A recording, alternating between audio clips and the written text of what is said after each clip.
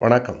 நான் சுபவீரபாண்டியன். நாம் சொல்லுகிற செய்தி எளிமையானதா, சிக்கலானதா என்பது அந்த செய்தியின் தன்மையை பொறுத்ததாக மட்டுமில்லாமல், அதை சொல்லுகிற விதத்தை பொறுத்ததாகவும் அமைகிறது. புலவர்கள் சிலர் நிறைய படித்திருப்பார்கள். ஆனால் எதனையும் மக்களுக்கு எளிமையாக சொல்லிவிடாமல் மிக கடுமையான நடையில் பேசுவார்கள். இப்படி தமிழ் புலவர்கள் வரிசையிலே மட்டுமல்ல, மார்க்சிய சிந்தனையாளர்கள் வரிசையிலும் ஒருவர் இருந்தார். அவர் பெயர் கார்ல் கவுட்ஸ்கி. அவரை வேடிக்கையாக போப் ஆஃப் மார்க்சிசம் என்றும் ஒரு வைதீக மார்க்சிய சிந்தனையாளர் என்றும் அழைப்பார்கள். எங்கெல்ஸ் அவரை பற்றி எழுதுகிறார். அவர் நிறைய படித்திருக்கிறார், செய்திகள் அறிந்தவர்தான். ஆனாலும் கார்ல் கவுட்ஸ்கி சாதாரண செய்தியை கூட மிக சிக்கலான செய்தியாகத்தான் வெளிப்படுத்துகிறார். எதையும் அவர் எளிமைப்படுத்துவதில்லை. இந்த போக்கு மார்க்சியத்தை மக்களிடத்திலே கொண்டு நிறுத்தாது என்கிறார். கார்ல் மார்க்ஸ் எங்கெல்ஸோடு நெருக்கமாக பழகியவர், அவர்களுக்கு பிறகும்